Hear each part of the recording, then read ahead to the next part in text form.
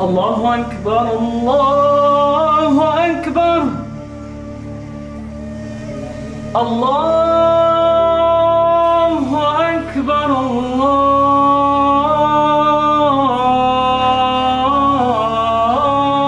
Akbar.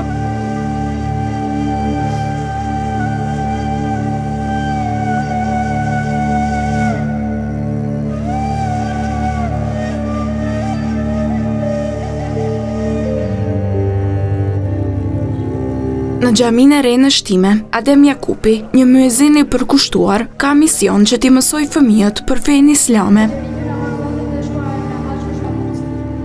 Mësim besimi në xhaminë tonë zhvillohet që dash e disa vite, pra xhamia është hapur në vitin 2004 dhe vazhdimisht ka pas mësim besim në xhaminë tonë dhe këtu me lejen e imamit të xhamisë, unë jam Adem Jakupi, jam muezin në këtë xhami që shërbej tash e disa vite. Kam përfunduar medresen dhe fakultetin e studimeve islame në Prishtinë. Gjithashtu kam të përfunduar edhe gjuhën angleze në Universitetin AB dhe tash këtu pra jemi në orën e mësim besimit me nxënësit të cilët me vullnetin e tyre të lirë dhe pa imponime, me dashurinë më të madhe, me motivin e tyre, me energjinë pozitive, pas procesit mësimor që kanë obligativ në shkolla, vinë në xhami për ta ndjekur kursin intensiv të mësim besimit. Për neve është një motiv shumë i madh, një motiv shtesë që kur i shohim gëzimet në fytyrat e fëmijëve, të cilët vinë me dëshirën më të madhe për të mësuar fjalën e Zotit, për të mësuar se si të sillen, se si të edukohen frymën e duhur si fetare apo kombëtare, është me të vërtet një motiv shtesë që neve na bën të punojmë sa më shumë në këtë mision fisnik të cilën ne e kemi përzgjedhur. Plan programi i mësim besimit në xhaminë tonë përfshin grup moshat prej klasës parë deri në klasën e 9 të shkollës fillore. Gjithë këta fëmijë të këtyre klasave janë të mirë se ardhur në xhaminë tonë. Kombinimi i mësimeve tradicionale me pikat kyçe të ligjerimeve bën që mësim besimi të jetë tepër i vlefshëm për fëmijët, duke u mundësuar atyre që të kuptojnë dhe të jetojnë me sinqeritet vlerat islame.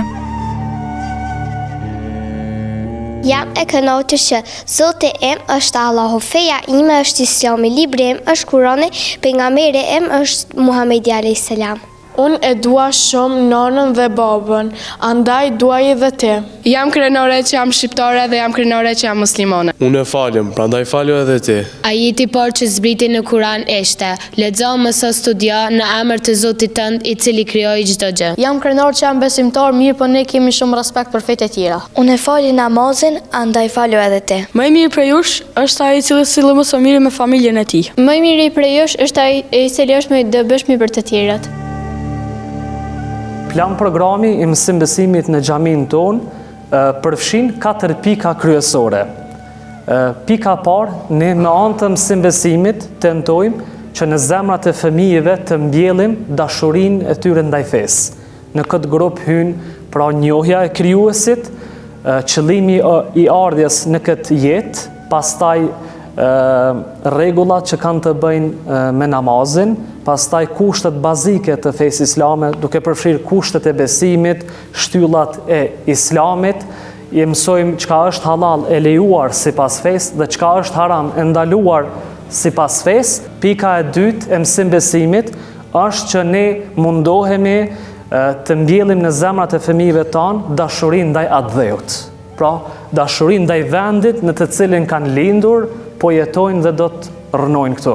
Pra, kjo është ajo që mundohemi vazhdimisht t'i themi atyre që ta duan vendin dhe t'jenë krenar me identitetin e tyre kombëtar dhe me identitetin e tyre fetar. Pika e tretë është që ne vazhdimisht ju themi që të kenë raportin dhe sjelljen më të mirë me prindrit e tyre për familje, sepse shohim është një dukuri negative në shoqërinë tonë që disa prej njerëzve nuk i respektojnë prindrit. Pra, disa prej të tjerëve edhe e ofendojnë ata, i etiketojnë. Ne mundohemi që këtyre fëmijëve të themi që Zoti i Madhërisht, ashtu siç na ka thënë në Kur'anin familjar, pas adhurimit të Tij, menjëherë ka thënë respektojeni prindrit në formën urdhërore. Pra, jo në formën dëshirore, po në formën udhërore ne kemi për detyrë të respektojmë prindrit tanë, nanën dhe babën. Pastaj, pika e 4 dhe e fundit, për ka renditja, mirë po jo nga rëndësia, është edhe ne vazhdimisht ju themi dhe ja rikujtojmë këtyre fëmijëve që ajetin e parë që i ka zbritur profetit ton të fundit, Muhamedi a.s. paqja dhe bekimet e Zotit qofshin mbi të, ka qenë ajeti lexo, mëso, studio me emrin e Zotit tënd i cili krijoi çdo gjë. Fëmijët që frekuentojnë xhamin, jo vetëm që mësojnë rreth fesë, por gjithashtu këshillohen për zgjedhjet e profesioneve që do të ndjekin në të ardhmen. Xhamia është shkollë në të cilën gjithmonë janë edukuar brezat, është spital në të cilën shërohen zemrat dhe është institucion në të cilën kanë dalë burrat Zot, të cilët i kanë dalë Zot atë dheut. Ne me anë të mësimbesimit nuk dëshirojmë që këta fëmijë këtu të bëhen hoxhallar apo hoxhenica. Qëllimi i mësimbesimit është që nesër pas nesër ndonjëri prej këtyre të jetë një profesor shembull i mirë, nesër pas nesër njëri prej këtyre të jetë një mjek apo mjeke besimtare shembull e mirë, nesër pas nesër njëri prej këtyre të jetë një ushtar apo ushtare shembull e besimtarit të mirë, nesër pas nesër njëri prej këtyre të jetë një polic shembull i një besimtarit të mirë. Pra tentojmë që të gjitha profesionet që i kemi dhe këta janë të lirë të zgjedhin profesionin të cilën ata këta dëshirojnë. Për atë arsye, ne vazhdimisht ja rikujtojmë që të lexojnë, të ngriten dhe vazhdimisht ju themi që në shkollat që mësojnë, në shkollat fillore në cilët janë, ta kenë suksesin më të lartë, të jenë nxënësit më të dalluar si në edukat ashtu dhe në mësim. Dhe kemi këtu nxënësa të cilët janë më të dalluarit në shkollë dhe më të dalluarit në xhami në mësim. Dhe kjo është një krenari, do të thoja, dhe është një motiv shtesë që ne të vazhdojmë me ta. Dashuria e thellë që fëmijët kanë për fenë ka bërë që shumë prej tyre të praktikojnë agjërimin duke përjetuar fuqinë dhe rëndësinë e adhurimit në një mënyrë të veçantë. Allahu Akbar.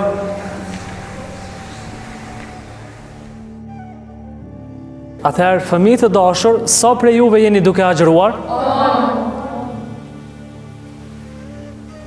Atëherë Zoti ju shpërbleft për agjërimin. Një pjesë e madhe e fëmijëve të cilët po ndjekin mësimbesimit, mirë po edhe atyre të cilët nuk vinë në mësimbesim, janë duke agjëruar dhe kjo është një lloj shenje e sinqeritetit të zemrave të tyre që e duan këtë muaj, nuk janë të imponuar, janë me dëshirën e tyre duke agjëruar, sepse ata në fakt, sipas rregullave fetare, dispozitave të agjërimit, ata nuk e kanë obligim agjërimin e muajit bekorar të Ramazanit, sepse obligim agjërimin e kanë të gjithë besimtarët të cilët janë të moshës madhore, pra e tutje. Ata kanë edhe që e kanë shëndetin dhe kanë mundësinë për ta agjëruar. Përndryshe, këta e bëjnë prej vullnetit tyre të lirë sepse e duan shumë këtë muaj, e duan me zemër kur vije edhe shihet gëzimi në fytyrat e tyre dhe në fakt ata janë edhe bukuria, këta janë edhe bukuria e xhamisë, qoftë në për namazë, qoftë në namazën e teravis, këta e hjeshojnë. Zhurmat e tyre për neve nuk janë penguese, janë një diçka që e dojmë. Lumet na kush po na vjen, e shumë të mira po na bjen, kush imanin po na e shton, Ramazan o fation. Në fund të ditës, mësimet që ata marrin nga feja ndikojnë pozitivisht në formimin e tyre si individ dhe si pjesë e shoqërisë. E mirë se erdhe Ramazan, ti e gëzon çdo musliman, që një vjetë mallim ka marr, në akşam me ba iftar